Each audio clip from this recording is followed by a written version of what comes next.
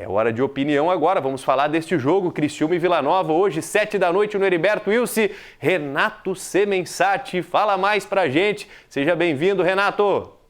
Boa tarde, Rafa. Hoje é dia de jogo, hoje tem Criciúma no Heriberto Wilson às 7 da noite e você, torcedor, é peça fundamental. Renato, tá frio, o horário é ruim, tem que passar por tudo isso para empurrar o Criciúma. Lá no final vou mostrar que tem uma boa notícia, a rodada proporciona ao Criciúma uma boa oportunidade. Vamos lá. Trabalho durante a semana, durante a semana passada, né? Hoje é segunda-feira, o técnico Eduardo Batista colocou basicamente o mesmo time que venceu o Paysandu, o que é absolutamente normal, porque demorou para vencer, foi a primeira vitória do Eduardo Batista e ele mantém ali o time. O Alisson fez excelente partida no gol, está mantido, e aí vamos para a linha defensiva. Renato, mas aquele sistema com 3 zagueiros, não são 3 zagueiros, é uma linha defensiva de 3. Tem treinador que usa volante para fazer, o Filipão no Palmeiras, vencedor, pegava o Galeano, trazia para a função de terceiro zagueiro. Ninguém falava que ele jogava com 3 zagueiros, era defensivo, mas ele fazia. Quando o adversário tem a bola, você traz o volante no meio dos zagueiros e joga assim. O Eduardo não, o Eduardo Batista, ele tem no seu entendimento que o Criciúma com Hermes de um lado e Alaba de outro, você pode questionar o Alaba que até agora não justificou a sua contratação, mas o Eduardo trabalha com ele no dia a dia e entende que é a melhor alternativa ali por aquele setor.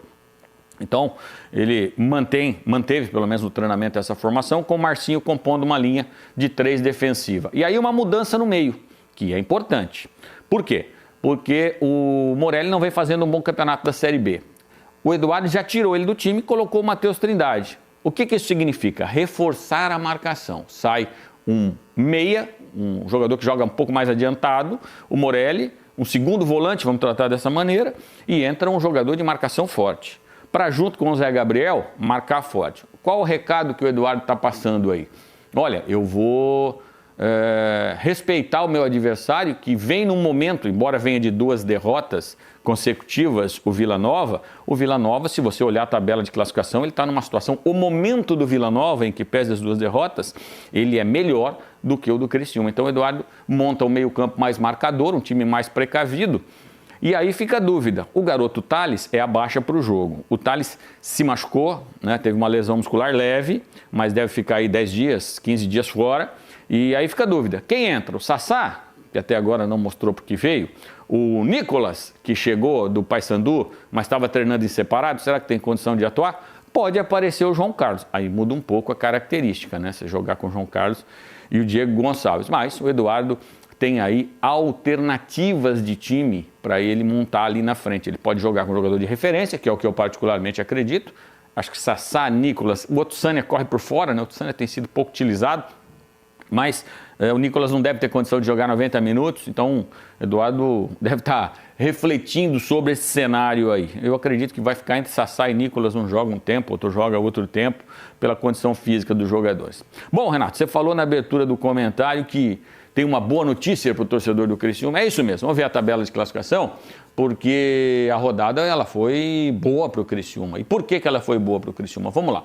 O América Mineiro perdeu para a Ferroviária. É verdade que a Ferroviária foi lá para a primeira parte da tabela e é um time que joga a Série A2 São Paulo. Mas vamos lá, é dos 13 pontos aqui para baixo. O Volta Redonda perdeu para o Goiás 2-0, então o Volta Redonda se manteve com 10, o Botafogo tem 10 e o Criciúma tem 9. Vamos lá. Se o Criciúma empatar o jogo, ele passa o Botafogo e passa o Volta Redonda no saldo de gols. Então ele vai para o 15º lugar. E se ele ganhar? Ele continua no 15º lugar, que ele chega a 12 pontos. Renato, e se o Criciúma empatar e fizer 10 pontos, mais o Amazonas ganhar do Atlético, que esse jogo também acontece hoje. O Amazonas faz 10 pontos, a mesma pontuação do Criciúma, mas vai lá para o saldo de gols e acaba perdendo para o Criciúma no critério de saldo de gols. Então o Criciúma empatando o jogo, a boa notícia é essa, ele vai aqui para o 15º lugar. Se vencer, ele continua em 15º, só que aí já fica um pontinho do América Mineiro, então a excelente notícia, a rodada ajudou bastante, claro, a rodada sempre ajuda quando você faz a sua parte. Então cabe ao Criciúma fazer a parte dele. Vamos lembrar que depois tem o Amazonas em casa. Então se o Criciúma vencer, chegar aos 12 pontos e depois encarar o Amazonas, o Criciúma já passa a olhar os 10 primeiros da tabela, o que é uma situação de conforto para quem até a rodada passada entrou em campo na penúltima colocação. Mas para isso, você, torcedor, é fundamental. Eu sei que o jogo não é no melhor dos horários, 7 da noite, quem trabalha até às 6 tem que correr ali para estar no estádio, mas você é peça fundamental. Empurrar o Criciúma hoje para a vitória contra o equilibrado time do Vila Nova, um treinador gaúcho, o time toma pouquíssimos gols,